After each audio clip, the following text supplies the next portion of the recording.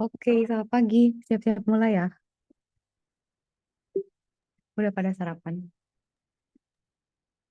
Udah berapa Udah, orang? Bu. Oke, kita mulai ya.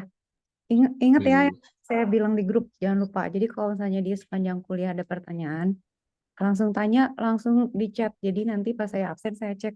Kalau udah ada pertanyaan, saya absen gitu. Jadi saya bisa jawabnya tuh setelah kelas, supaya nggak terlalu lama gitu jawabinnya ya. Taruh, saya siapin dulu. Tunggu. Saya sambil mau ngecek dulu. Wait, wait.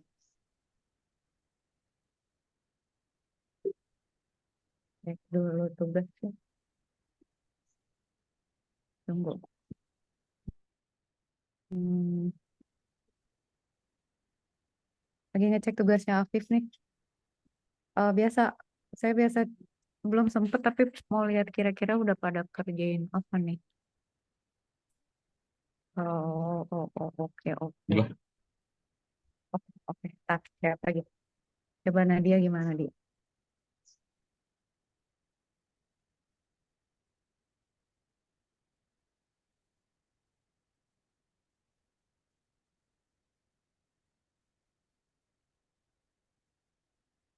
Ini LGBT nggak sih?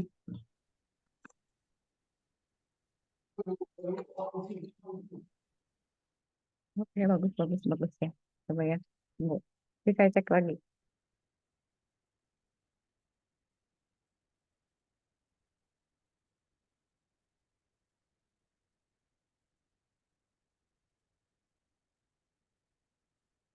Oke, kita mulai. Kita masuk ke bab yang ini. Sekarang bab 2 ya. Oke. Iya. Seperti biasa, saya cuman ngejelasin eh prinsip-prinsipnya. Jadi kalau detail-detail ya baca di textbook atau eh, lihat lagi slide-nya gitu ya. Nah, ini kan materinya banyak banget, tapi akan saya eh, rangkum. Nah, eh, sebenarnya kan apa servis-servisnya OS kan ada macam-macam ya. Ada user interface gitu kan ya, ada execution program. Tapi sebenarnya ini intinya kalau kalian ingat yang kemarin saya gambarin, selalu ingat itu deh. Ingat yang apa namanya arsitektur dasarnya komputer yang von Neumann itu selalu ada input output, selalu ada execution atau ALU ya, eh, selalu ada memori gitu. Jadi intinya sebenarnya interface menjalankan program output sama urusan ngatur file kan. Nah, eh, yang lain juga adalah yang kemarin kita bahas nih. Nah, ini tuh hubungannya sama network biasanya. Kalau communication ya. Walaupun di dalam internally juga ada communication kayak misalnya antar prosesor gitu ya. Terus baca baca tulis ke memori. Nah, si communication ini nanti ada yang namanya message passing gitu ya. Nah, message passing ini mekanismenya nanti macam-macam. Oke, terus eh, komunikasi melalui network juga itu urusannya OS. Makanya kemarin saya bilang kan kalau stand alone aja dia kan hanya di satu sistem.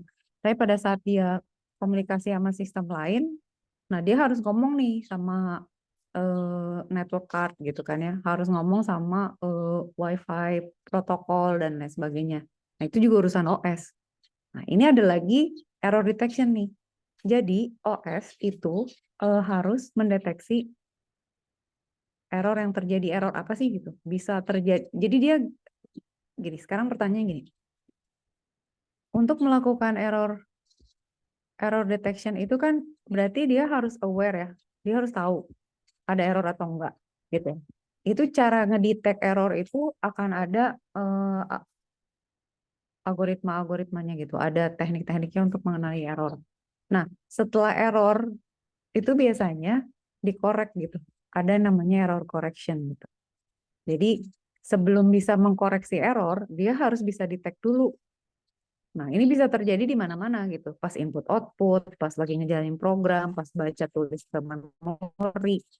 Cuman kan problemnya kalau kalian pikirin gitu ya, kok dia bisa taunya gimana ya ngecek juga bisa ada error atau enggak gitu. Ini saya ingin aja deh.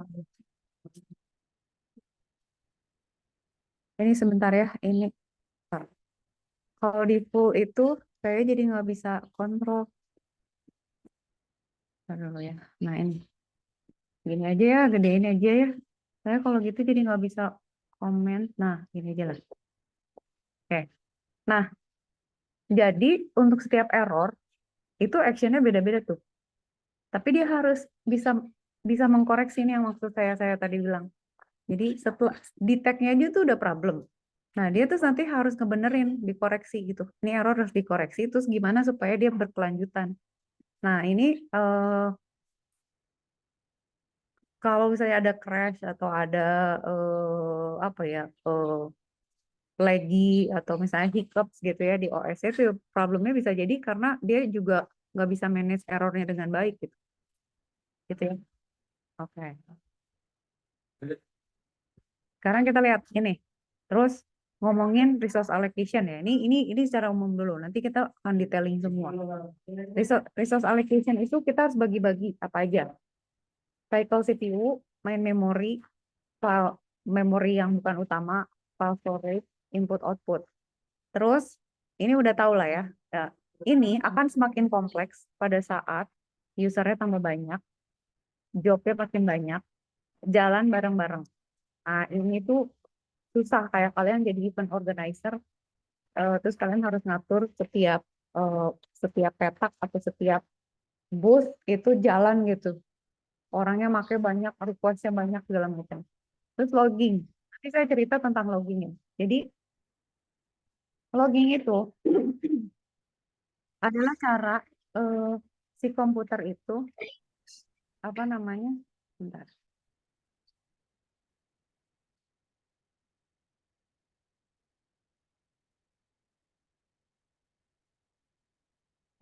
Saya coba balas dulu. Nothing. Eh, jadi kalau misalnya OS itu nggak punya logging, dia nggak bisa manage. Selalu gitu kan, makanya harus ada monitoring gitu. Nah, ini tuh sangat hubungannya tuh erat sama security gitu, karena dengan logging kita bisa melihat gitu ya, ada aktivitas apa aja, ada user siapa aja, ada resource apa aja yang lagi dilakukan atau lagi terjadi gitu. Nah, ini erat hubungannya sama ini gitu ya maksudnya. Nah, protection itu kan yang kemarin kita bahas kan, bahwa semua akses ke sistem itu terverifikasi. Maksudnya orang nggak bisa sembarangan masuk. Harus ada login, harus ada pembatasan akses, eh, harus ada checking bagian mana yang punya OS, bagian mana yang punya user, harus dibatasin. Security itu juga termasuk eh, apa namanya protection, tapi lebih lebih besar coveragenya gitu. Jadi dia nanti authentication dari outsider gitu ya, bukan internally gitu. Terus misalnya ada device lain mencoba mengakses sistem kita gitu, itu lebih gitu ya. Protection itu lebih ke internally, security itu lebih eksternal, eksternal sama internal, both ya gitu. Nah ini kita lihat lagi ini sekarang. Nah ini ya. Sekarang kalian mulai lihat ada layernya kan. Operating system itu selalu di antara hardware dan software gitu. Di sini operating system akan ngurus program execution, input output dan lain sebagainya di sini. Nah, di atasnya itu ada sistem calls.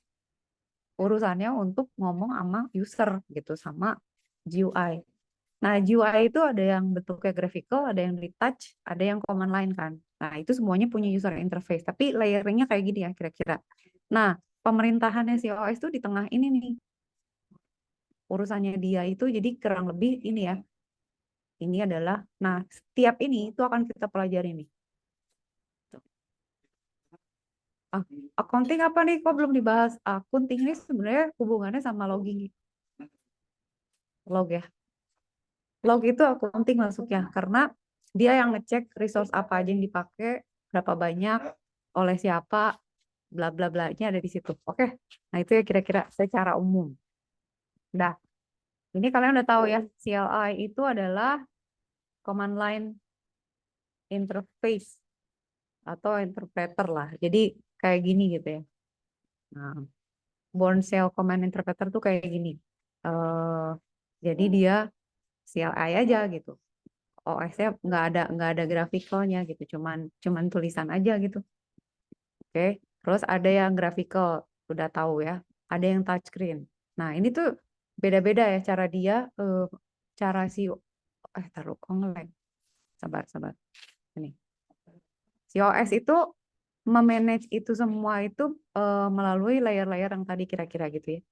Karena device-nya beda, interaksinya beda. Nah, untuk interaksi yang berbeda, tentu manajemennya juga action-actionnya juga beda. Gitu. Nah, sekarang saya mau bahas yang system call. Ini yang penting yang kalian mesti lihat di sini. Nih, system call kan. Untuk tampilan yang berbeda, itu kan ada interface. Itu kan interface-nya user. Nah, ada system call yang menghubungkan antara si interface itu ke ini nih urusan-urusan di bawah ini nih segala macam hal yang harus dijalankan oleh si OS. Nah, system call itu kayak API gitu. Jadi dia programming interface untuk si UI itu bisa mengakses service apa nih yang dipunyai OS gitu. Nah, biasanya dia ditulis di dalam bahasa C atau C++. Nah, ini dia jadi kalau kalian lihat misalnya ada eh, API di OS, nah itu sistem call ini gitu. Ya, contoh sistem call gitu. Misalnya ada sistem dia mau copy isi file ke file lain gitu. Nah, itu kan dia nanti akan ada langkah-langkahnya gitu ya. Nama filenya apa, terus dia tampilin ke layar apa, terima input, udah gitu kasih respon apa, buka filenya kalau nggak ada gimana, kalau ada mau diapain, kalau udah selesai gimana gitu ya. Jadi sistem call itu akan mengakomodasi request dari user interface ke service-nya OS gitu. Nah, kayak gini, standar API ini contoh ya. Jadi sebenarnya gini ya, read function. Itu kan ada di Unix sama Linux tuh ada ya. Ini tuh API itu uh, uh, dipanggil gitu ya dengan memanggil man read. Jadi kayak gini, kita bilang ya manual read gitu ya. Kita mau read suatu file dari command line gitu ya. Pada saat kita manggil gini, itu tuh API itu berbentuk coding, dia akan baca gitu. Functionnya read kan, parameternya dia apa gitu. Jadi dia akan lihat dan dia buffer ukuran filenya berapa, lalu dia tampilkan gitu. Jadi kebayang nggak? Jadi itu low level, jadi API di low level gitu. Jadi ini bukan API buat Google Maps atau API buat crawling untuk ngobrol sama Twitter dan lain sebagainya nggak gitu. Tapi dia di low level. Jadi pada saat kita bilang man gitu manual read gitu ya, kita mau baca file itu parameternya sebenarnya ini pakai C ya, pakai bahasa C ya atau C++ lah katanya.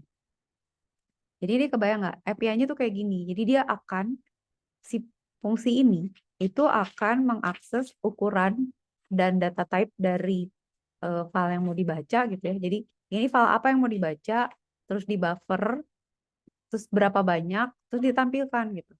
Jadi kalau kita man itu sebenarnya kita ngeprint suatu file. Nah, gini ya. Jadi gini, biar kebayang gini. Jadi sistem call itu ada di sini. Jadi saya kalian ketik ya di sini ya. Pakai command line. Kalian bilang manual manual read something gitu ya atau manual file apa. Nah, command line ini akan bilang terus masuk ke sistem call kan. Sistem call-nya itu kan tadi pakai bahasa C++ ini kan, C atau C++. Nah, nanti dia akan execute ke sini gitu. Ada input output operation, ada file system. gitu ya. Oke, baca filenya terus nanti tampilin lagi berarti gitu. Nanti ditampilin ke command line gitu, kebayang? Ya, jadi kira-kira gitu. API itu ya eh, tugasnya gitu menjadi perantara gitu. Dah, kira-kira gitu. Tapi dia low level kan ya, bukan di level yang high. Nah, jadi sistem call itu intinya adalah apa namanya? Dia kan punya tabel dan lain sebagainya. Tapi intinya dia manggil OS kernelnya untuk minta service tertentu.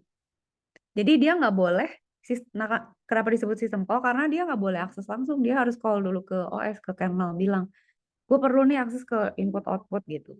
Gue perlu akses ke file. Kenapa ada layering kayak gini?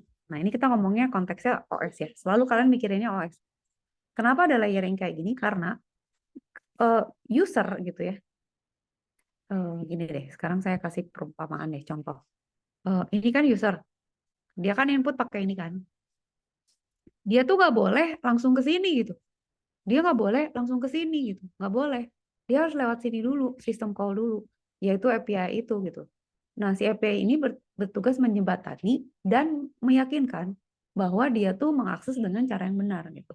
Kayak misalnya, oke, lu cuma boleh akses sekian byte dan setiap proses tuh lu boleh request sekian banyak gitu. Jadi ada aturannya karena si user bisa jadi kan multi user, bisa multi program kan. Berarti kan API-nya banyak, mereka request banyak ke service kan. Kalau dibagi-bagi kan perebutan tuh harus di manage.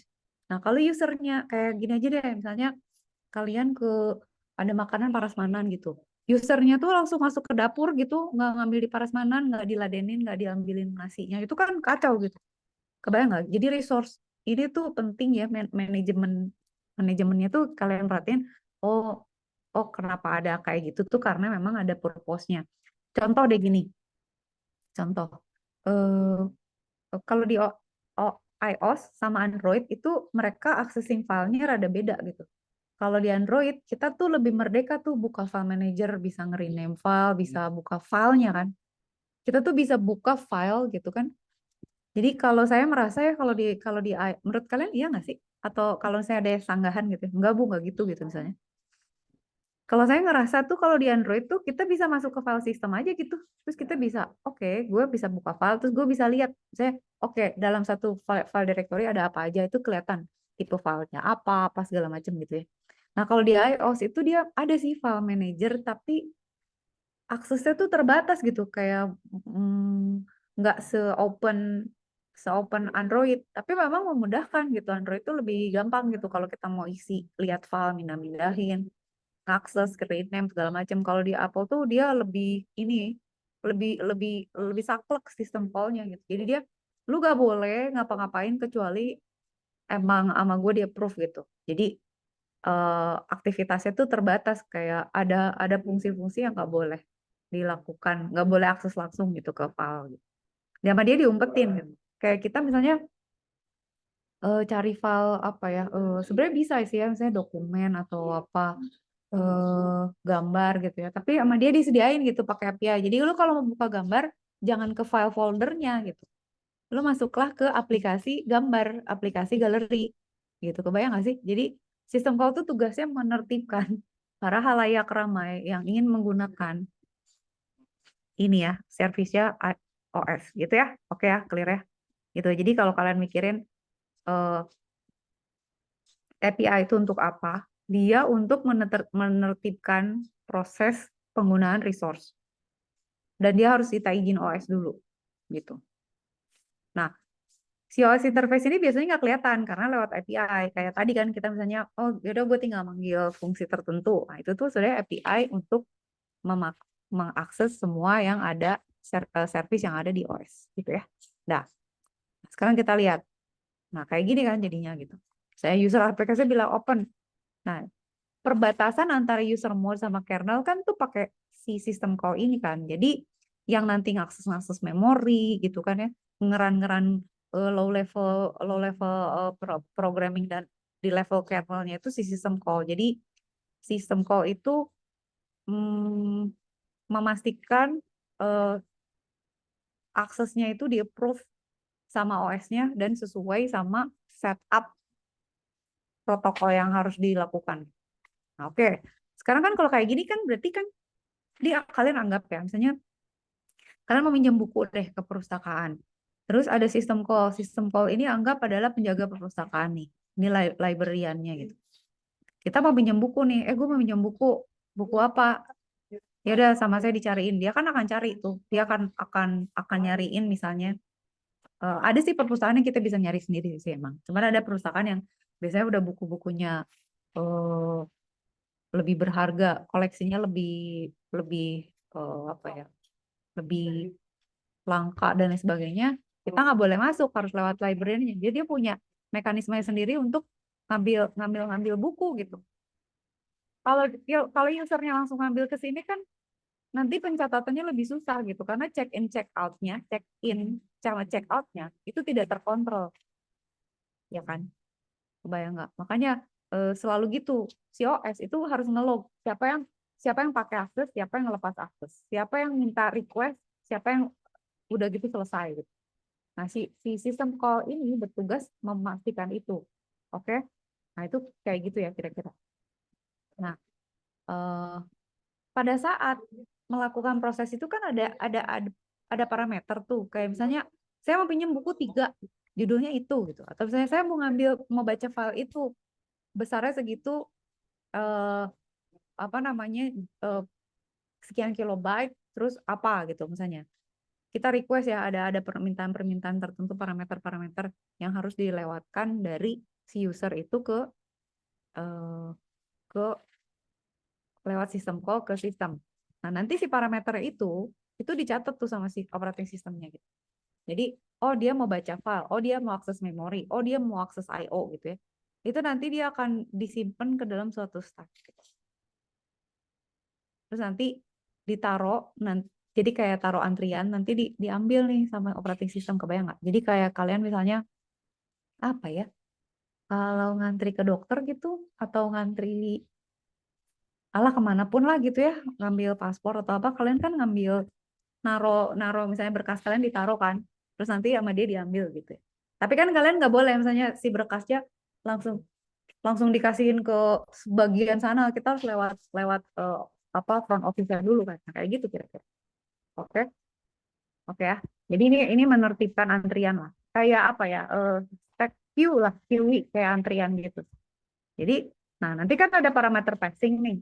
Intinya parameter passing itu adalah em, melewatkan request kayak misalnya, tadi nih saya mau mengajukan paspor nih. Oke, parameter passingnya misalnya ini perpanjang atau bikin paspor baru. Gitu. Misalnya gitu ya. Oke, ini ada parameternya nih gitu. Ya. Nah, nanti kan dia akan dikasih akses ke register gitu kan ya. Oh, oke. Ada parameter ditaruh ke register, nanti dari register itu dimasukin diambil sama operating system, terus udah gitu diproses gitu kira-kira. Jadi ada passing parameter yang misalnya kayak, gue punya file, tolong display. Gue punya apa namanya ada input atau ada sesuatu file. Nah itu tolong di itu misalnya. Bentar ya. Tunggu ya. Ambil minum dulu. Saya harus ngambil map dulu sebentar.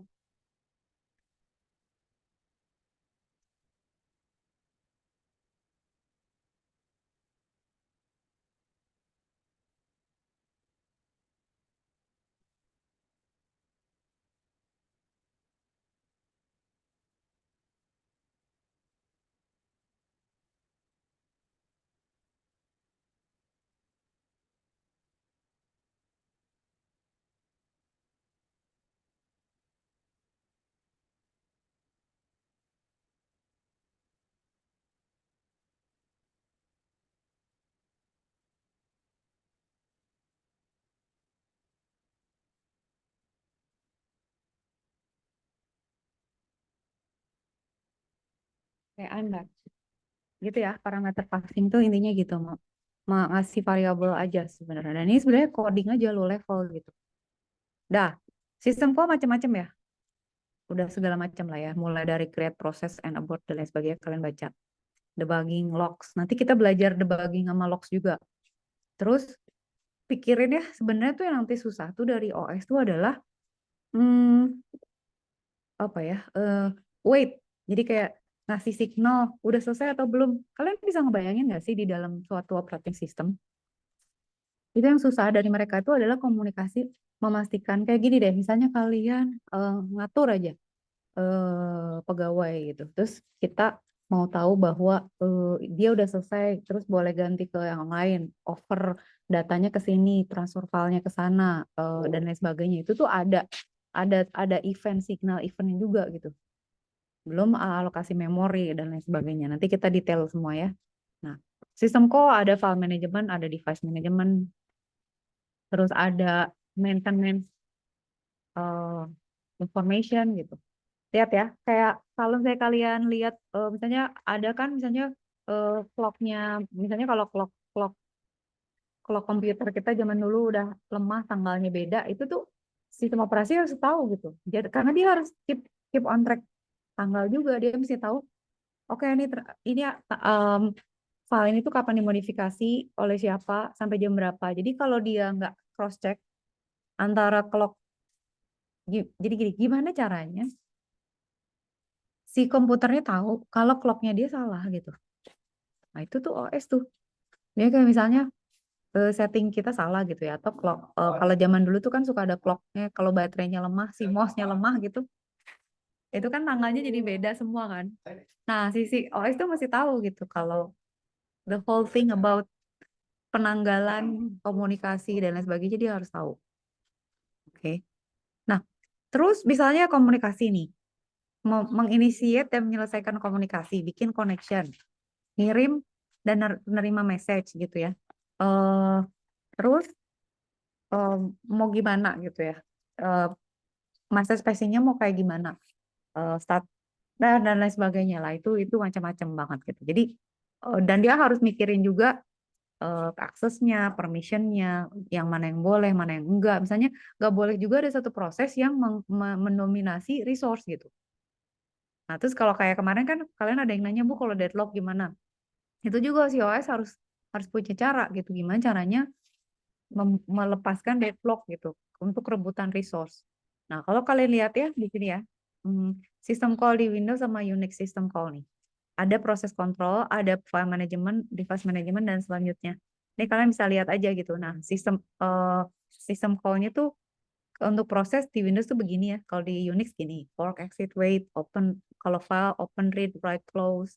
Kalau device, input, output, CTL, read, write. Kalau information maintenance ada lihat proses ID, timer, sleep, get PID, communication, type-nya gimana, mapping filenya, nmap-nya gimana. Nah ini tuh kalau di Unix ada nmap ya. Nmap itu port scanning sebenarnya, ngelihat port yang diajak bicara itu available atau enggak gitu. Nah untuk protection itu di Windows ada set file security sebenarnya. Tapi kalau di Unix itu lebih kalau kata saya tuh lebih organized gitu si chmod ini. Terus ada security descriptor UMask sama Chown. Nah, nanti ini kira-kira contoh sistem call ya. Nanti kita detail lagi kalau dibutuhkan. Contoh, nih standar sih ya, library. Ini kan tadi ya sistem call yang bisa dipakai ya untuk kebutuhan untuk service-service terkait gitu ya. Nah, di sini kita punya standar library gitu. Katakan di C, kalian pernah pakai C kan? Ada print statement kan? Si print itu kan ngeprint sesuatu ke layar kan? Berarti apa? Berarti kita kan punya compiler di user layer tuh kita punya compiler, terus kita mau ngeprint. Kalau mau ngeprint berarti apa? Berarti dia harus manggil apa? Input output kan? Karena dia harus akses ke layar kan? Dan dia ngakses ke keyboard, terus dia ngejalin compiler, di mana nanti si compilernya manggil nih, gue harus ngeprint nih gitu. Oh ya udah, terus kata dia print, masuk ke standar si library yang ada di ya maksudnya sistem call ya maksudnya. Terus dia akan bilang, oh oke, ini sekarang berarti write, prosesnya adalah write gitu. Dimana nanti dia harus nge-write ke input output untuk menampilkan hasilnya gitu kira-kira. Jadi Jadi tuh semuanya tektokan yang ada di belakang layar ini tuh kalian harus sudah mulai menghargai gitu karena si OS ini sangat sibuk banget gitu ya. Jadi kita tuh nggak misalnya, oke kita ngeprint ya, terus dikompil, itu nggak langsung si coding kita tuh langsung akses ke memori juga, itu pasti ada sistem call-nya dulu lewat ke OS dulu sama OS boleh atau enggak gitu. Karena si OS mesti ngecek, lu pakai register yang lagi dipakai orang nggak, lu nimpa resource yang lagi dioccupy orang nggak, terus lu akses file yang misalnya forbidden nggak, misalnya wah dia mau akses alamat tertentu di mana itu dipakai buat OS atau dia pakai untuk admin dan lain sebagainya gitu ya. Nah ini nih yang kemarin kalian udah belajar, saya udah cek sih kalau tugas-tugas yang firmware itu saya udah cek semua. Oke lah ya, kalian udah ngerti lah ya kelihatannya. Mengenai apa namanya firmware sama OS gitu. Nah, Arduino nih. Arduino itu single tasking. Nggak ada operating system kan? Dan programnya itu tuh diupload ke USB ke flash memory. Ya. Terus dia cuma punya single memory space. Nah, tapi dia punya bootloader. Jadi pada saat di load, dia tahu gitu. Oh, aku adalah gitu kan ya. Arduino. Nah, jadi nanti kalau kita coding terus kita upload, codingnya tuh ada di sini nih. Ada di sini gitu.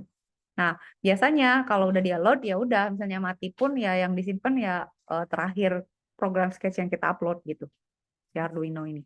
Gitu ya, itulah kayak gitu. Nggak ada OS. Ini mah sederhana, single tasking. Terus ada FreeBSD. Nah, ini mulai nih FreeBSD itu kan Unix ya. Dia udah mulai multitasking. Nah, pada saat dia mau mulai multitasking, ada proses-proses yang berbeda-berbeda gitu. Ada interpreter, eh, ada ada ada proses lain gitu ya. Jadi nanti dia harus manage proses-proses ini kan. Maksudnya kapan sih proses ini dimulai dan kapan dia harus selesai gitu. Jadi kalau dia udah nge-fork itu tuh harus finish juga kayak di sini nih yang tadi kita lihat. Jadi ada fork, exit, wait gitu ya. Proses itu harus exit loh, gak boleh dia di situ terus gitu. Buka file pun gitu, nggak boleh open terus, dia harus di close juga karena kalau enggak memorinya ngunci jadi leak gitu ya, jadi bocor gitu, kepake sama yang udah nggak aktif gitu ya. Oke, nah sistem service bla bla ini udah sistem service, file management, status information ini baca aja teori-teori. Ini juga teori-teori, saya cuman point out aja yang penting gitu ya. Nah sekarang nih background service. Di belakang yang saya pengen lihat ya, kayak misalnya kalau taruh saya lupa ya, kalau di sini gimana? Kalau di Unix itu kalau nggak salah bentar. Oh,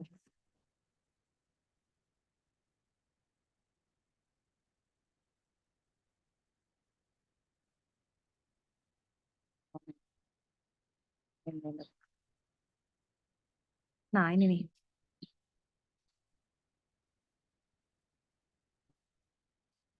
Nah ini dia ngelihat background use every process nih, kita bisa ngelihat proses nih di Linux pakai PS gitu ya. Tapi kalau background itu PS nggak ya? Taruh lupa. Kayaknya PS deh, PS out sih. Background process. Nah ini PS kan bener kan? Nah jadi background proses tuh ini. Nah ini kita bisa bisa bisa tes aja lagi ada apa gitu. Jadi kalau saya kalian pakainya Linux atau macOS gitu, kita bisa lihat gini terus kita tahu ini yang lagi jalan di background apa gitu. Ini yang ketahuan nih ya ini aja sih sebenarnya PID ini ZSH. ZSH itu shell ini, shell yang saya buka ini. Tapi kalau PS min out tuh apa ya? Itu biasa gitu. PS out. Lupa lah ininya detail-detailnya tapi gitulah kira-kira ya. Nah, itu ada yang kita bicarakan nih. Background service itu dia tugasnya ngecek disk, menschedulkan proses, ngecek error, ngelog gitu ya, ngeprint ke layar dan ke input output, dan lain sebagainya. Nah, kalau application program kan di load sama user kan. Eh, Dia bukan bagian dari OS gitu. Nah, jadi sebenarnya dua hal ini penting. Jadi saya tuh sering dapat pertanyaan kalau di security gitu ya. Misalnya ada student nanya, Bu, saya kalau mau pasang Trojan gitu ya. So, misalnya saya mau pasang spyware lah gitu. Kalau kalian mau pasang spyware, itu buat ngapain sih? Misalnya dia mau nyalain kamera gitu ya. Atau misalnya dia mau baca aktivitas disk kita. Atau dia mau keylogger ngecek apa aja yang diketik di keyboard kita. Terus dia bisa ngirim ke somewhere gitu ya, spyware. Nah, si spyware ini itu kan bisa ada di sini, bisa ada di sini gitu. Nah, kalau dia sebagai application program, si spyware ini kan harus di start ya, harus dijalanin gitu. Cara kita menyuruh user kita untuk menyalakan suatu software, itu kan harus di-run sama dia kan. Harus diinstal dulu gitu. Saya pada saat install OS juga harus tahu. Kalau di macOS dia bilang nih, kalau lu nggak download dari Apple Store, kok lu downloadnya kok gini, ini nggak gue kenal sebenarnya, lu tetap mau install gitu ya.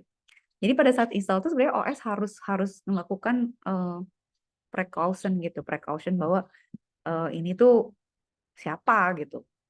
Nah ya, kalau udah di run by user tuh sebenarnya pada saat install dulu sih. Harusnya pada saat install si OS harus ngecek dulu.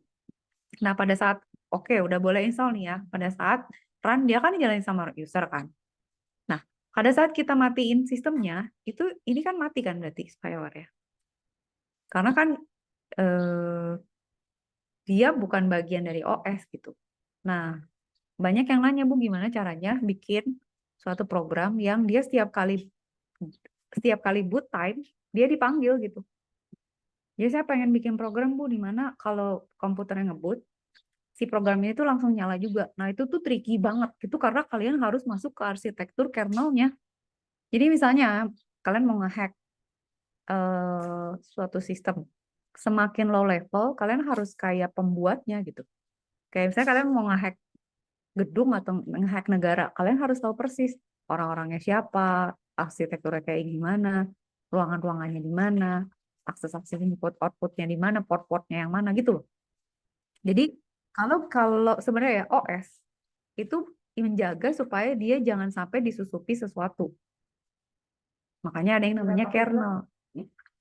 Kalau spyware-nya udah bisa nyelip di OS, itu kiamat tuh. Karena berarti dia bisa ikut mengendalikan pemerintahan si OS ini gitu. Karena kalau kita udah running berdasarkan OS, kita tuh bisa ngejalanin service, subsystem, sama daemon. Jadi berarti kita bisa memanipulasi log, bisa memanipulasi control access, bisa memanipulasi resource. Gitu loh. Jadi kalau misalnya kita mau ngomongin security, memang yang ngedesain OS itu juga harus ngerti malware, terus udah gitu trojan dan lain sebagainya, dan attack-attack yang kayak gitulah. Nah, yang mesti kalian ketahui, em, kalau saya ngajar security ya, security campus lah sistem. Sebenarnya yang diarah atau di, di target gitu ya sama semua hacker itu adalah OS. Jadi OS ini tuh adalah target utama penyerangan. Karena apa? Karena kalau kita menguasai OS, then we can do anything gitu. Nah, kalau si OS ini udah terinfeksi, dia bisa menginfeksi yang lain karena dia udah di low level. Jadi kayak kalau orang udah cuci otak tuh, udah di low level tuh kan di alam bawah sadar. Nah, itu dia menginfeksi yang lain bisa lebih bahaya gitu. Gitu ya. Jadi sistem service itu penting. Nah, sekarang saya mau ngomongin ini. Kalian pernah tahu nggak sih dulu? Nggak tahu sampai sekarang kali ya. Saya udah lama sih nggak pakai Windows. Tapi dulu tuh misalnya eh file kadang-kadang ada virus tuh di file DLL gitu. Kalian suka. Jadi saya dulu tuh kalau kena virus ngecek tuh. Nah, jadi gini, ada yang namanya linker sama loaders ya. Kalau kita punya source code, coding, itu kan kalau misalnya kita mau ngejalanin suatu program, itu kan dia pasti dikompil terus ditaruh di memori kan, di run di memori kan.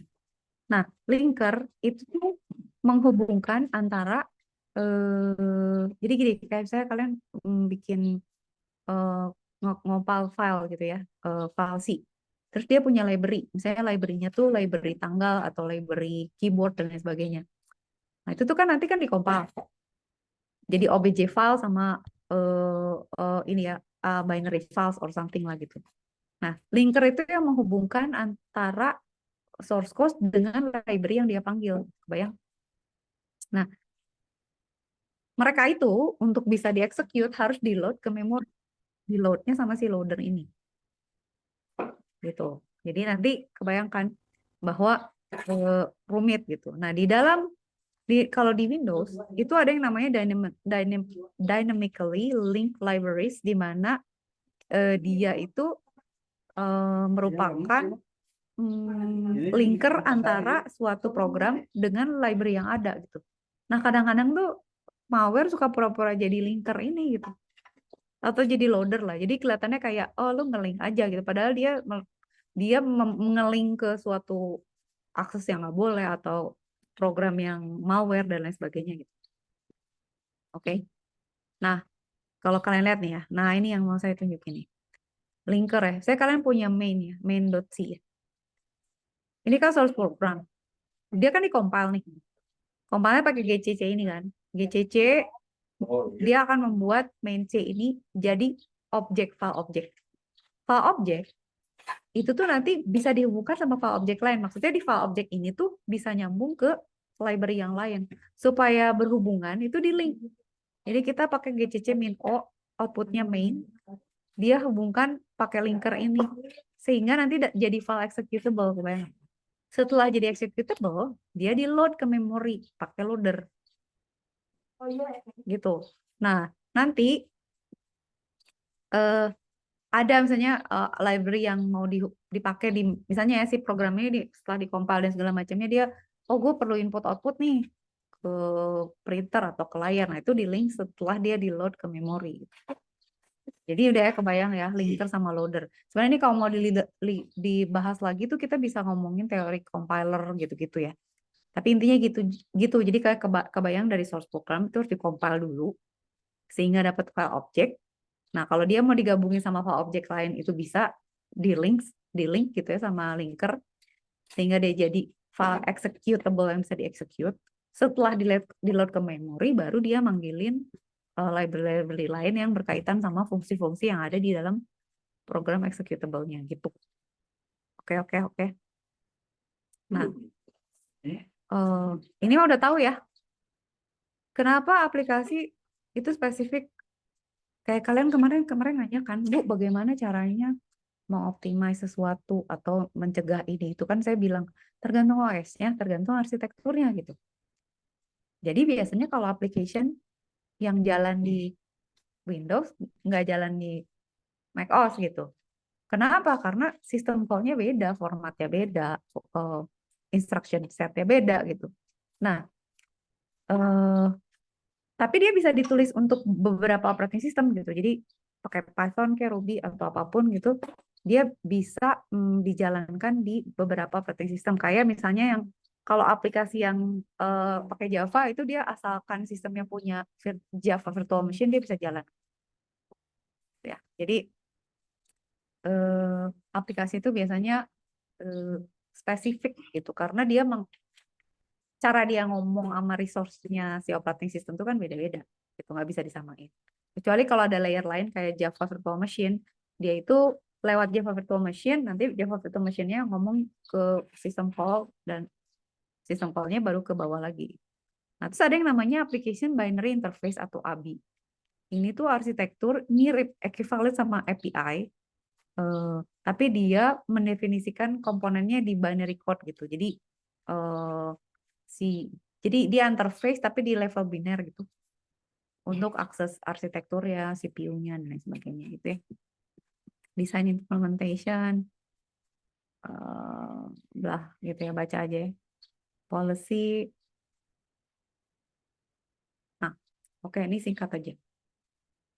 Nah, kayak pemerintahan aja lah. Nah, menurut kalian regulasi penting nggak di dalam pemerintahan gitu? Undang-undang perlu nggak? Nah, kayak gitu. Jadi kayak OS itu dia juga harus punya policy sama mekanismenya gitu. Jadi policy itu misalnya aturan undang-undang segala macam, mekanisme itu implementasinya gimana. Oke. Jadi kayak saya policy, kita mau ngapain? Policy-nya what needs to be done, interrupt after every 100 second. Tapi gimana gitu caranya menginterrupt? Oh, pakai timer gitu. Jadi biasanya policy sama mekanisme di beda gitu ya. Jadi ya kayak gitu. Penting si OS untuk membuat ini ya aturan-aturan ini gitu. Nah, implementation-nya macam-macam.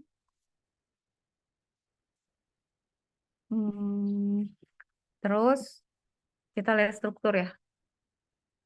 Oke, operating system struktur ini various ada MS-DOS, ada more complex Unix, ada layered, ada microkernel, ada monolitik gitu ya. Monolitik itu strukturnya terbatas. Dia punya sistem sama kernel aja gitu ya. Ini low level emang. Jadi struktur-strukturnya tuh macam-macam nih. Lihatnya ini monolitik struktur itu Unix yang awal gitu. Jadi karena zaman dulu hardware functionality-nya terbatas, gitu, OS-nya juga terbatas. Dan dia punya sistem program aja sama kernel. Nah, kernel itu isinya sistem call interface sama semua yang hubungannya sama hardware. Dan ini yang biasa lah ya, fungsi-fungsi yang itu. Nah, jadi tradisional Unix system structure tuh kayak gini aja. Ada user, dia aksesnya pakai shells, pakai CLI, terus ini service-service yang ada, terus ini adalah akses-akses di level hardware. Gitu. Kayak gini lah gitu ya kira-kira. Application, system call. Tapi selalu gini kan strukturnya. Nah, di sini malah ada, kalian mesti lihat, ada device driver gitu. Karena apa? Dari sistem call kan manggil service. Dari service kan ngomong ke hardware. Hardware itu apa sih? Memori, printer, layar, speaker, mouse, apapun. Itu kan harus ada device driver. Device driver seperti halnya sistem call itu menjembatani aplikasi sama service. Kalau device driver itu menjembatani antara service dengan hardware. Jadi dia harus tahu nih hardware ini portnya kayak gimana, speednya berapa, spesifikasi detailnya kayak apa, frekuensinya berapa, bla bla bla itu. Jadi ini tuh penting ya. Ini dari level, jadi di setiap bagian tuh pasti ada apa ya, seperti perantaranya lah gitu ya. Karena nggak bisa langsung, nggak bisa akses direct gitu, harus diatur. Terus ada juga pendekatan yang kayak gini ya. Ada low layer hardware, layer 1, terus user interface gitu. Gitu ya. Di mana kita punya layer-layer kayak gini. Di sini kalau kita mau ngelihatnya kayak gini, berarti kita tahu kan, yang kecil tuh hardware, nanti membesar itu layer 1 sampai akses yang lebih jauh, lebih terbuka itu jadinya user interface gitu. Terus ada yang namanya microkernel.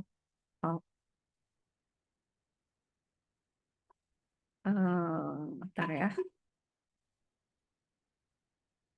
Ini sebenarnya arsitektur aja mikrokernel. Jadi kayak gini arsitekturnya. Lihat ini lebih gampang. Jadi dia ini kan user mode ya, ada application, ada file system, device driver, ada service kernel mode, ada microkernel ke hardware. Nah, itu sebenarnya nah, coba kita coba.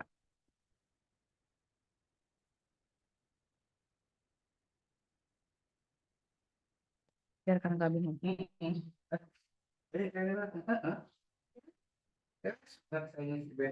Ini sebenarnya cuman apa namanya ya? Arsitektur aja gitu. Sebenarnya kan kernel itu core-nya komputer sistem kan. Oh sorry, core-nya operating system yang mengontrol presidennya lah gitu ya. Dia adalah basic functionality yang ada itu di kernel gitu. Nah, microkernel itu memanage apapun yang terjadi di komputer kan. Jadi dia akan menggunakan mengatur penggunaan service-service-nya gitu. in a manner that will keep the system sustainable gitu ya. Nah, kalau monolitik kalau mikrokernel tuh gitu. Jadi ada dia ada layer lagi. Kalau monolitik kernel ini nih. Jadi entire operating systemnya tuh jalan di kernel mode semua gitu. Ngerti gak? Jadi gini kalau kalian lihat ya, sebenarnya ini kayak ada apa ya? Subdivision lah gitu. Di kernel tuh ada mikronya lagi. Harus gitu nggak Bu? Nggak harus gitu. Jadi kayak misalnya kalian punya perusahaan nih, kalian boleh kan bikin bikin strukturnya misalnya mau ada CEO, COO, CTO, terus misalnya ada director managing operation mau apa gitu kan, itu tergantung aja kalian memanage-nya gimana. Ini tuh hanya ngomongin perannya aja, tapi sebenarnya secara operasional tugasnya OS ya menjalankan semuanya dengan sebaik-baiknya gitu ya. Oke. Nah, terus juga macam-macam lah, ada yang hybrid system gitu ya. Pakai monolitik dan lain sebagainya. Itu nanti kita lihat ya kalau udah detail baru kita lihat. Nah, ini struktur Mac OS sama iOS tuh kernelnya Darwin, dia punya core framework, ada application framework. Nah, lihat strukturnya beda ya. Mac OS gini, Darwin gini. Tapi kalau kalian perhatiin, nanti deh ya, nanti ya kalau kita udah mulai melihat contoh-contoh, saya bisa breakdown lagi lebih jelas lah. Tapi kira-kira strukturnya gitu ya, layeringnya begitulah. Nah, sekarang kita lihat ya. Ini kenapa nggak boleh dilihat sih? Ini iOS. Oh,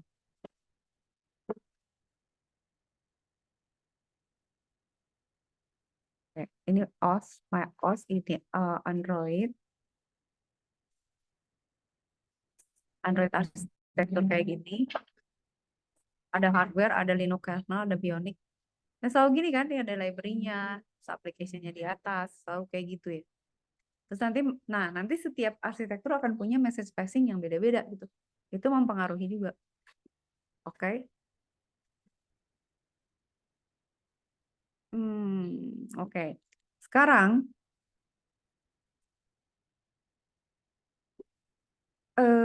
saya waktu itu nemu deh, tunggu ya. Tunggu. Saya waktu itu nemu, tunggu ya, tunggu dulu. Tunggu ya, sabar. Saya mau nunjukin.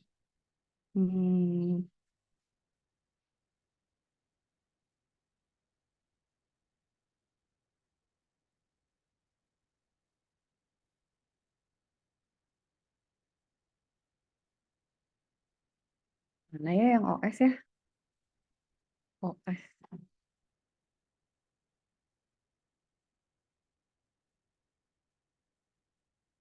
Oke, saya mau nunjukin sesuatu.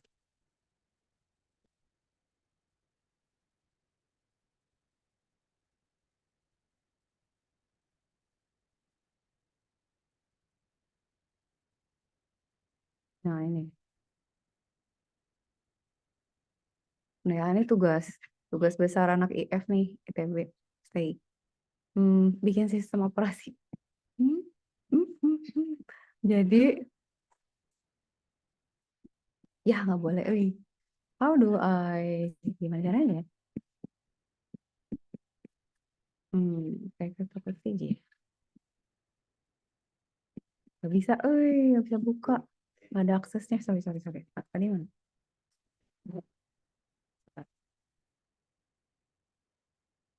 Buka GitHub. Ini aja lah, docs-nya aja. Nah, ini. Kita ngintip aja ya. Saya mau nunjukin aja. Nih. Jadi kalau di ITB tuh, dia bikin buset chaos katanya. Karena dia bikin sistem operasi sederhana, booting, kernel, sama sistem call. Jadi kalian udah tahu kan, booting itu kan cara dia bangun, kernel itu core operating system sama sistem call kan. Oke, kita lihat ya, ini 2022 nih. Terus mampu membuat OS, lama gitu kan. Lihatin. Dia bilang katanya, sekarang Anda masuk semester 4. sangat terkenal dan prestisius ala IP maksimal 3 dan maksimal 5, bla bla. Startup dengan nilai dari Wibu, kira saatnya menggapai mimpi ketiga, magang. Pada saat mau magang, dia mau kerja di katanya di sebuah startup kan dan gaming industry. Membuat teknologi yang berkaitan dengan Duel Monsters game dan pengembangan Dueling Disc. Dia pada laman link out katanya ada lowongan kerja katanya 5 tahun sistem operasi loh, pengetahuan mengenai sistem operasi ini bodoh juga sih ya, lucu ya mereka bikinnya kayak gini, dan mampu memahami sistem call dengan baik, mampu membuat OS, kemampuan bagus dengan bahasa C++, C bla bla bla, menggunakan bahasa assembly sebagai bahasa komunikasi sehari-hari, bisa memperbaiki kursus, mampu melakukan proses Ubuntu bajakan. Ini nggak ngerti saya cara bermain.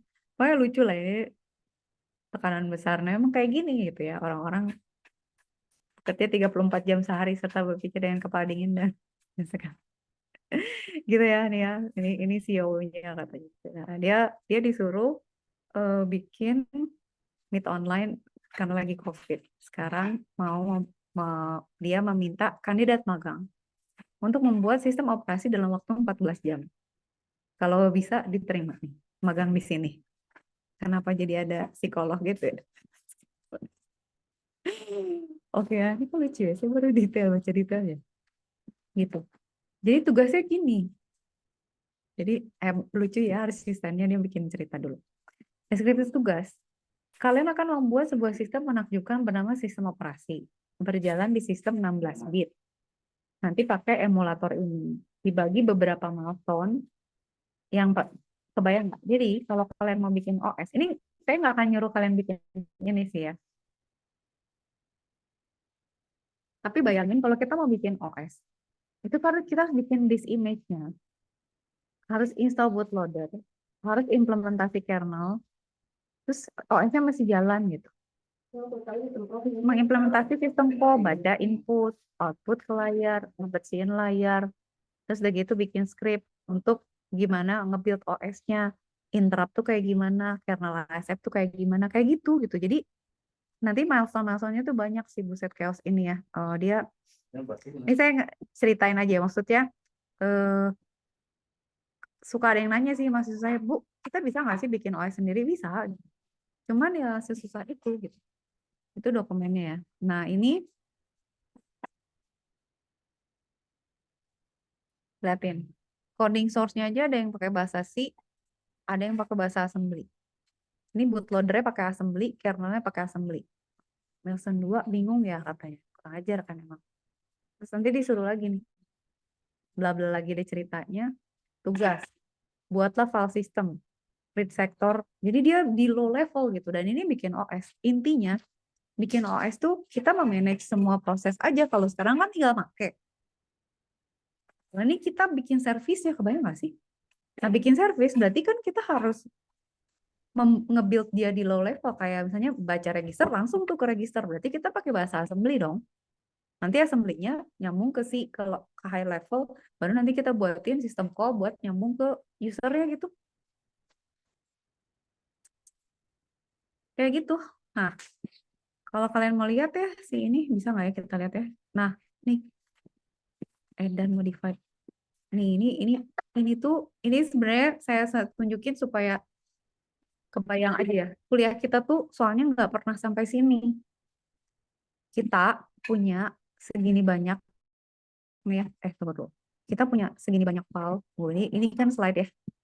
Kita punya segini banyak nih, sampai 21 PPT. Dan saya nggak tahu kita sampai mana. Itu kita nggak masuk ke low level, nggak banyak. Paling nanti saya akan kasih kayak misalnya, oke, gimana cara manage deadlock, gimana cara manage ya cara kerja virtual memory. Tapi nggak pernah sampai ke level ini gitu. Jadi saya tuh cuma mau ngajak jalan-jalan nih kayak gini. Nah, kayak gini kan dia bilang 16 bit. Berarti kan dia harus tahu ya ukuran kernelnya berapa, lokasinya mau ditaruh di mana. Dan dia kan kayak disk image itu dia harus bikin apa ya, kayak alokasi tempat ya gitu. Ini sih kernel mau ditaruh di mana, dia pakai memori berapa. Nah, ini bahasa-bahasa bootloader ini adalah pada saat dia baca dia ngeload barang-barangnya kernel itu untuk dinyalakan kan. Jadi dia akan bilang, oke, masukin track sektor number head, baca dari drive A. Terus udah gitu buffer location-nya di mana, besarnya berapa, baca drive, sektor berapa, roll BIOS-nya di berapa gitu. Ini launching programnya kayak gitu. Ini bootloader-nya, kernelnya kayak gini. Ngertiin tuh. Kernel itu nge-push, nge-push, ngepop instruction, dan dia baca pointer nih. BP itu alamat-alamatnya. Jadi kita tuh kayak mindah-mindahin, ini upload, jalannya yang mana, ini yang kayak gitu interrupt ya. Dia buat interrupt service routine, make interrupt. Jadi OS tuh di internally kayak begini. Nah, di level C ini kan ada source ya, yang assembly-nya ini ya. Yang C-nya kernelnya kayak gini. Kita suruh melengkapin justru to do. Lo suruh. Jadi kita suruh menggunakan assembly yang udah ada, terus kita buat C-nya di kernel level C. Nah, ini juga diisi gitu. Terus ada konfigurasinya segala gitu. Mampus nggak sih suruh bikin OS? Gila kan? Tapi this is how, ya, this is how they make OS gitu. Kenapa saya tunjukin? Supaya kalian kebayang aja gitu. Bikin OS teh susah. Jadi kenapa ada OS yang jelek? Emang susah. Ya, tapi saya pengen tunjukin yang ini ntar ya. Kita akan menggunakan, tunggu. Tapi saya ada nggak ya yang simulator yang gampang gitu ya, kemudian kayak game gitu ya. Kita akan membuat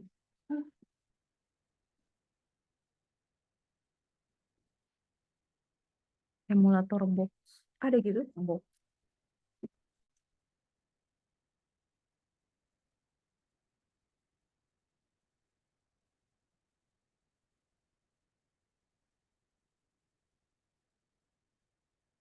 Ya, ini pakai ini emulatornya. Oh my goodness. Ya gitu deh. Ini this image nih. Nah, jadi dia bilang ada yang FreeDOS, ada Linux, dia booting ke Linux, ada yang OpenBSD.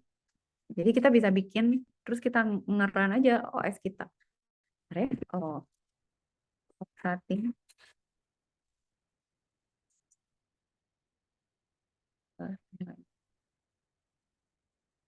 Ada macam-macam sih. Saya sebenarnya pengen cari yang kira-kira agak-agak gamification gitu ya, tapi nggak tahu nih. Cek dulu.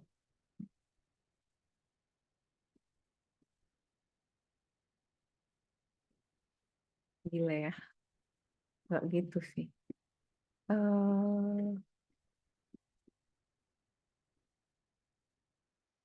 Waktu itu adalah saya punya murid, dia bikin OS tapi buat Minecraft. Lucu deh, tapi lupa sistemnya apa. Nanti deh saya cariin ya kalau ada yang kayak gini-gini ya. Buat hiburan aja, buat asal tahu aja. Oke ya, balik lagi ke sini sekarang. Gitu. Jadi tadi kan udah kebayang. Saya kebayangkan bikin kernel, nge-build sama nge-boot.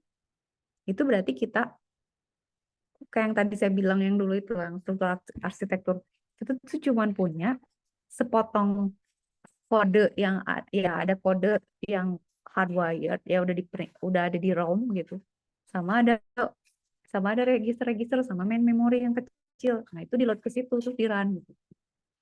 Jadi pada saat kita building sama itu kan dia bikin ya kayak ada kernel image-nya, terus dia akan ngompal dan lain sebagainya, make install. Nah, kalau kalian lihat tadi kan kita harus setup dulu disk image-nya kayak gimana. Kita harus setup kernelnya di posisi berapa, sektornya ya kayak disk image kan kadang saya bikin rumah nih, ada berapa kamar mandi, ada dapur di mana gitu. Dia juga bilang saya ada berapa sektor, ada berapa dia ngepartisi memorinya kayak gimana supaya apa? Supaya nanti si sistemnya tahu gitu. Oh, kernel ada di sebelah sini. Kayak misalnya kalian nge-set up apa misalnya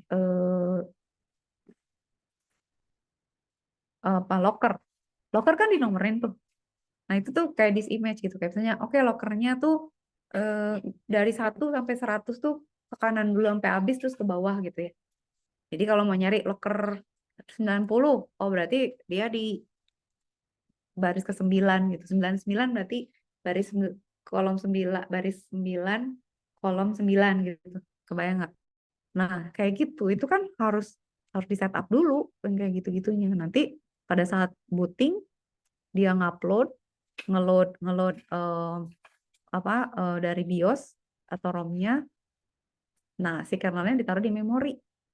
Terus baru di start gitu.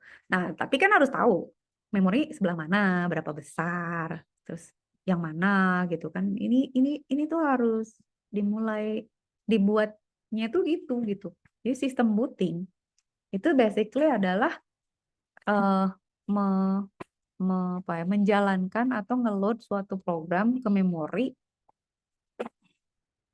terus di run gitu. Compile dan dijalankan gitu. Itu. Oke. Ini kan teori nih. Ini lihat deh, kalau misalnya ngedouble ya 60 slide gini kan sebenarnya nggak mungkin gitu. Jadi makanya saya ringkas supaya kalau bisa sih per pertemuan itu 1 slide. Nanti tugasnya saya sesuaikan dengan topiknya. Nanti saya coba cari apa namanya yang apa ya kayak misalnya di simulator yang nggak gampang atau apa biar kalian nggak bosen gitu. Apa namanya ngerjain si OS ini gitu ya. Tapi gitu udah sistem booting gitu ya kira-kira. Terus debugging yang tadi saya bilang itu nyari error. Itu basically sebenarnya susah banget gitu karena di low level kan kalian tadi udah lihat kan kalau kalau kita mau nge-load aja segitunya gitu ya. Belum nanti kita harus bridging dia di level bahasa yang lebih tinggi di C. Berarti kan nanti C itu kan harus bisa ngomong sama library, harus ngomong sama service-nya, yang di kernel harus bisa kayak gitu ya.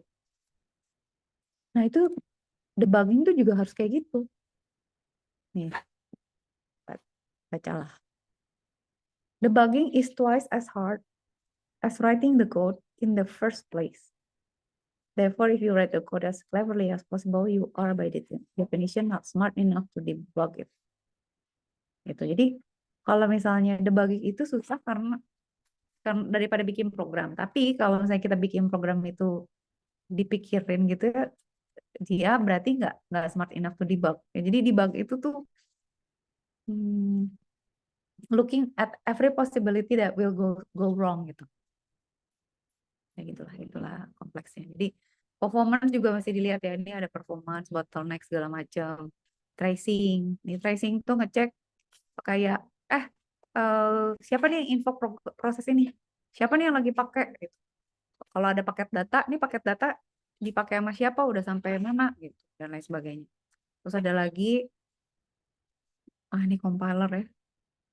Oke, sekarang kalau kita lihat ya, ini udah selesai nih slide-nya.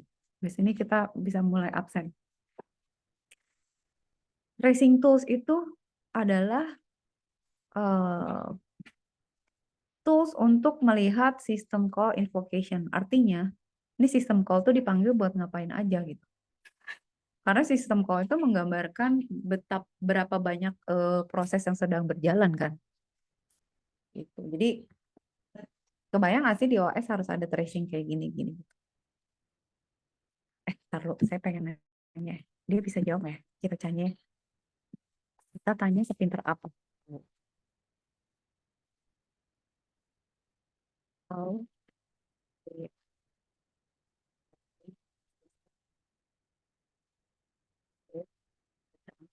of kernel can be and assembly. Bisa nggak ya? Kita coba ya. Coba aja, kita coba aja. Nggak, kalau bisa berarti bisa kita suruh-suruh. Enggak sih. Oh, bisa nih.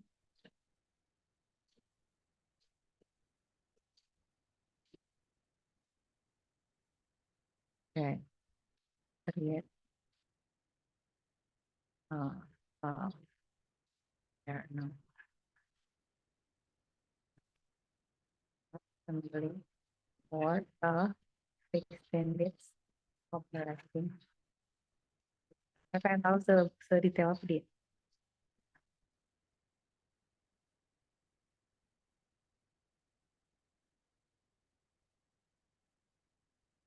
Tapi pintar juga sih dia tahu. Oke, pintar juga loh dia. Nah, ini yang kalian harus perhatiin adalah gini. Yang terpenting tuh sebenarnya komputer arsitekturnya gitu. Karena kita mesti tahu dong dia punya kayak gimana gitu. Kayak misalnya rumah mau dikasih desain interior, dia harus tahu dulu rumah lu kayak apa gitu kan. Nah, jadi sebenarnya kalau kita mau bikin OS ya harus tahu dulu arsitekturnya gitu. Tapi kan kalau tadi cuma dibilang 16 bit gitu ya. Nah, tapi setidaknya kalau kalian lihat sama kan, intinya dia akan ngeload apapun yang ada di RAM atau ROM, bukan di RAM, yang ada di ROM itu untuk di run kan. Nah, ini ya contoh. Kita bikin 16 bit operating system, operate on pakai 8086 lah arsitekturnya ya, yang dasar gitu. Eh real mode first megabyte memory and addressingnya 16 bit gitu. Ini kernelnya ya. This kernel set up a basic environment and prints hello world to the screen. Ntar dulu. Ini saya kirim ya kalau kalian mau ya. Kalau kalian mau mau coba buat dibaca aja. Kalau mau nyoba bikin juga boleh. Kalau nggak mau box, nih, cobain. Tuh, hello world. Lihat. Jadi kita set 16, addressing 16 bit itu berarti dia bisa mengalamati 2 pangkat 16 memori alamat. Gitu ya. Terus panjang instruksinya tuh bisa 16 bit. Nah, ini kan berarti kita harus set up dulu register-registernya tuh. DXOR tuh biar clear AX register ya. XOR AX sama AX biar 0 semua kan DXOR. Kalau DXOR tuh kan kalau dua-duanya sama jadi 0. Ya kan? Terus kita pindahin data segmen. Ntar dulu, initialize itu berarti data segmennya jadi A0 ya. ES jadi 0 gitu ya. Move itu mindahin ya. Jadi AX-nya kan tadi udah 0. Pindahin ke DS, ke ES, ke FS, ke GS. Nah, ini si register-register ini kan ada AE. Nggak semua sama gitu. Ada yang punya BX, ada yang punya CX, ada yang nggak punya F. Gitu loh, beda-beda tergantung arsitektur. Ini mah contoh ya. Terus saya di sini ada print hello world. Kita bisa move SI, hello message-nya itu masukin ke dalam register SI. Terus kita panggil call ini sistem call nih, dia bilang print string ya gitu. Ini kalau hang kayak gini ya, print string isinya apa? Oh, harus di load dulu karakternya dari SI ke AL gitu. Terus kita cek nih ada null karakternya enggak. JS JZ itu saya lupa jump if zero apa-apa gitu ya. Terus kita move bla bla ini call video service. Terus dia print nih. Jadi dia akan lakukan print. Jadi ini tuh print string itu dia akses ke BIOS, dia manggil eh, video video drivernya ini ya buat nampilin ke layar gitu. Jadi dia dia tuh ngakses ke layar. Ini sistem call untuk manggil layarnya, untuk ngeprint ke layar, kebayang? Sehingga dia akan ngeprint kayak gitu, kira-kira ya. Nah, kalau pakai C, berarti dia juga gitu manggil. Misalnya kita punya kernel. Nah, ini manggil ke kernel yang assembly itu. Kenapa? Kenapa harus ada dua? Iya, soalnya harus ada bahasa mesinnya gitu, harus ada yang low level. Biasanya sih itu nanti manggil assembly, assembly yang nyambung nyambung ke mesin gitu. Jadi nanti dia bakalnya ngambil ke itu aja, coba ya. Oh, wait ya. Tunggu. Saya mau satu lagi kita absen. Saya mau cek di sini. Hmm,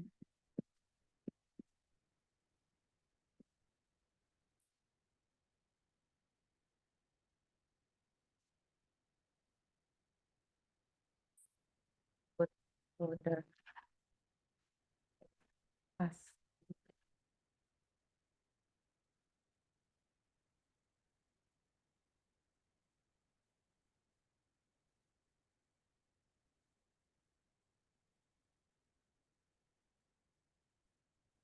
ya, sama sih sebenarnya.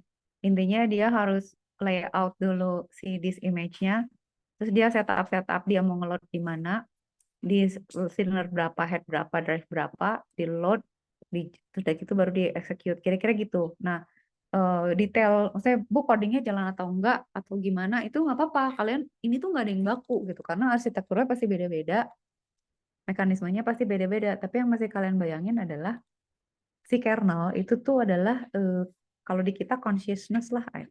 Jadi pada saat kita bangun, terus kita sadar, oh gue tuh siapa, terus udah gitu gue tangannya dua, gue orang, fungsi gue apa aja, service gue apa aja gitu.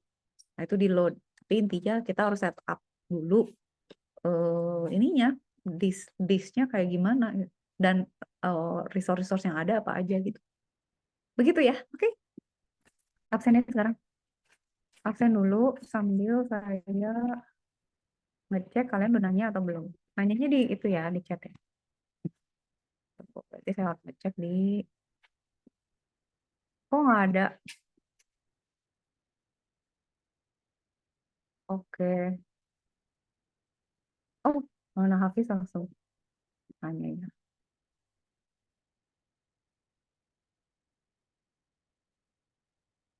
Afif, saya meriksa tugas Afif, dia ini malah umroh. Oke, bagus juga ya. Tadi, oke, good. Bentar ya. Sip. Jadi saya nanya nanti, saya jawabnya pas udah nggak pusing. Bentar ya, pas lagi sempet. Bentar ya. Tunggu.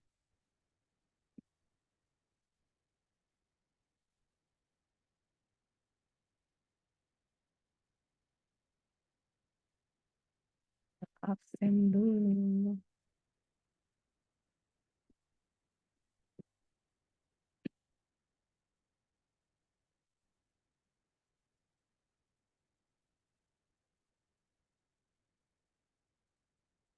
Berapa sih sekarang? 7 ya?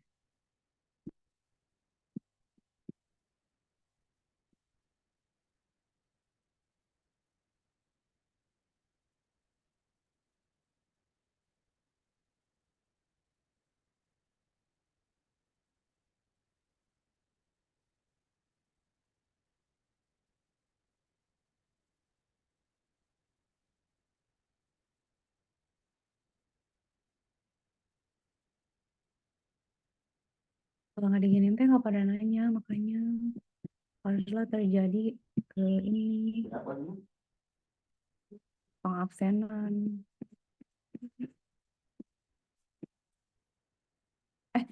Ya kan? Sultan mana Sultan? Sultan. Sultan nggak ada nih.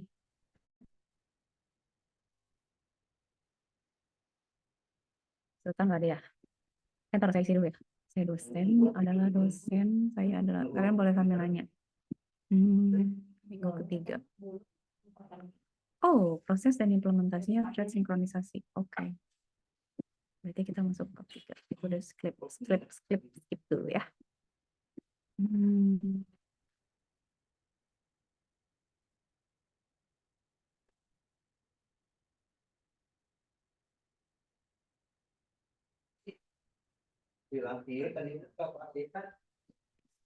Sultan nggak ada. Andi kayaknya ada ya, Andi. Andi Sutra. Hadir, Bu. Ada, Bu. Ya, oke. Andi Sutra ada. Ahmad Zaki. Hadir, Bu. Ahmad Zaki udah nanya. Udah, Bu, di atas tadi. Ahmad Zaki udah. Oke. Ahmad Zaki udah. Ahmad Zaki. Siap. Sip. Nadia. Hadir, Bu. Nadia udah nanya. Atas. Udah. Tunggu. Setting semakin gambreng. Nadia. Jangan cara nge-search. Nadia Mutia. Ya. Oke. Nadia Mutia sudah ada pertanyaan. Oke. Muhammad Naufal. Hadir, Bu. Naufal Firdaus. Tadi di bawah-bawahnya, Bu. Saya dekat Ahmad Jaki tadi. Nah, itu. Oke. Good. Danen. Hadir, Bu. Danen mana pertanyaannya? Di atas atas ya. Oh, itu pertanyaan kita. Dan yang ada Kinaya. Oke, Kinaya udah nanya.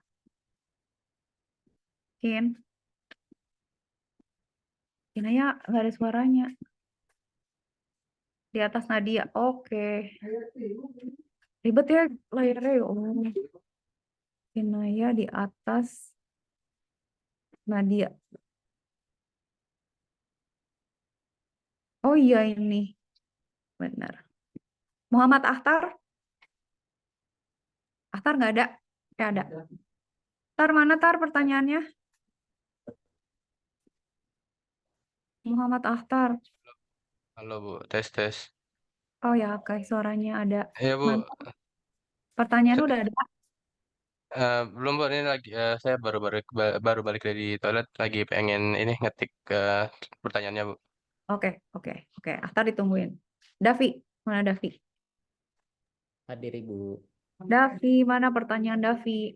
Itu aku di dekat Hasan sama Darel. Oh ini. Iya, Oke, siap. Davi ada. terima kasih Bu. Afif. Afif tuh yang lagi umroh ya?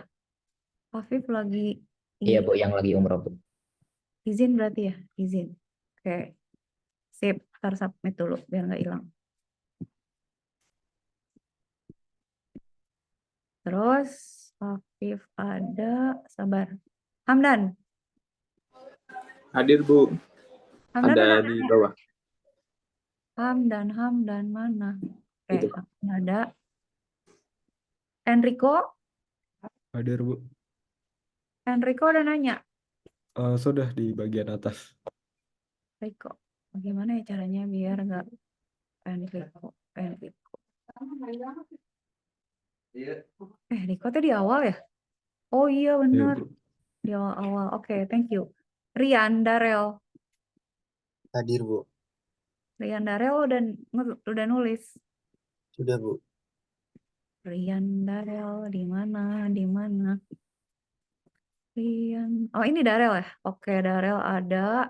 Alfikri ada? Ya Bu, ada. Di antara Chandra dengan Hamdan, Bu. Alfikri. Oh iya ada. Alfikri hadir. Rafa, terus. Rafalino nggak ada. Oke. Muhammad Iqbal Al-Amin. Hadir Bu, Muhammad Iqbal mana ada pertanyaannya? sudah di atas punya Hasan tadi. Oh di atas Hasan. Tadi mana ya?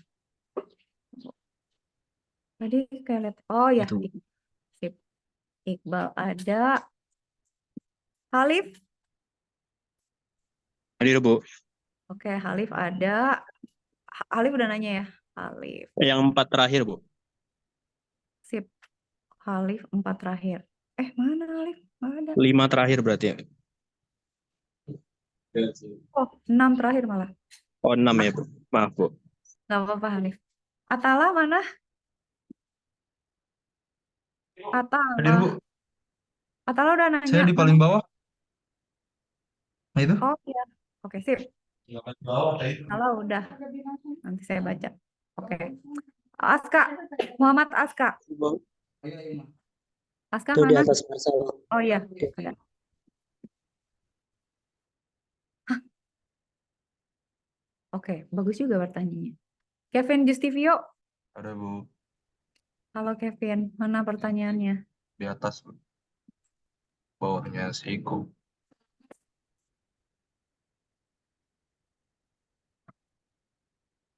Di atas bang. Oh iya Kevin Nah ingat itu. tadi di awal-awal iya. Oke Kevin, thank you. Andi Adif, Hadir Bu. Andi udah. Udah Bu, di agak bawah dikit tadi. Di bawahnya Kevin dikit. Di atasnya Jaki Bu. Oh ini. Bukan. Bukan di atas lagi Bu. Andi Adif. Andi. Nah itu Bu. Oke. Oke, perbedaan. Nisrina. Ada Bu. Saya di deket Noval. Noval Firdaus. Nova. Oh ini ada. Oke, Nisrina ada. Siap. Raihan.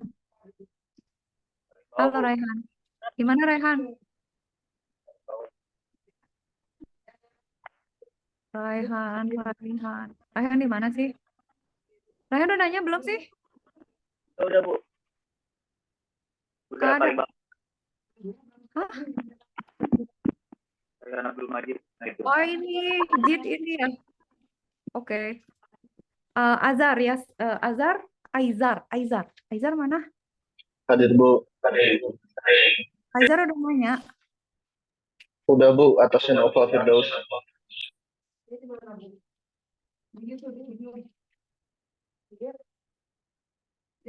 Oh iya benar. Oke, sip. Maulana Hafiz, Maulana kayaknya di awal deh. Hadir Bu, paling atas. Oh, Maulana kayaknya di. Oke, benar Maulana paling atas. Siap. Zarfin nggak ada. Bintang. Oke. Hasan Hadir Bu. Hasan Di mana? bawah di Bawah bawah Iqbal banget. tadi. Bawah banget nggak? Enggak, di tengah, di bawah Iqbal. Iqbal. Tunggu. Hasan mana Hasan? Oh ini Hasan Aman. Chandra. Hadir Ibu. Chandra mana pertanyaannya Chandra? Di antara Rais sama Alfikri, Bu. Rais. Mana Rais? Itu, Bu, atas. Muhammad Rais. Nah, ini. Chandra. Oh iya benar. Marcelinus Giovanni. Hadir, Bu. Oh, mana pertanyaan Marcel? Di dekat Atta, Bu, di bawah. Tuh, Bu. Ya itu. Thank you. Wow. Rais. Hadir Bu. Rais tadi udah ada tadi ya, Is ya? Udah. Di atasnya Rais gitu-gitu ngomongnya. Fadil mana Fadil? Hadir Bu. Fadil di mana? Oh ini. Itu Bu. Ya itu. Oke. Fadil. Naufal Arya Putra.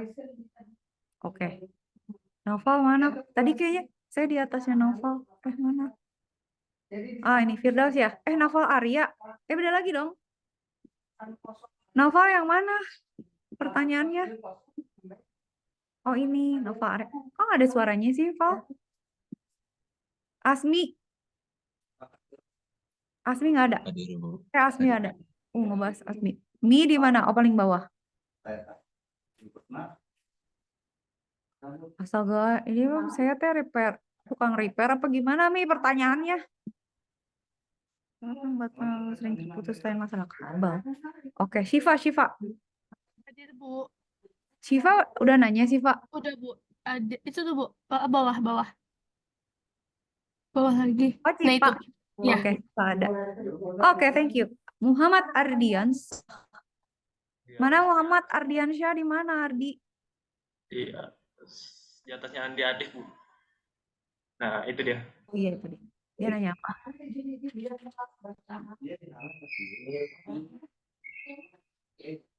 Iya dong. Oke, nanti saya jelasin ya. Sip. Udah nih, yang nyusul kasih tahu ya. Tadi yang baru mau ngetik Bu itu udah ya. Berarti yang nggak ada adalah Sultan, Muhammad Akhtar, Afif lagi umroh, Ravalino nggak ada. Lagi nulis saya. Oh, Ravalino lagi nulis. Zarfin belum. Nggak ada juga. Bintang nggak ada juga. Ya udah, nggak apa-apa. Nanti saya absenin. Ngetik aja nanti ya, Ravalino ya. Oke, beres. Nanti tugas Bu, izin Bu, mau daftar sudah tulis ya Bu. Akhtar udah nulis. Oke. Ya. Ya. Sip.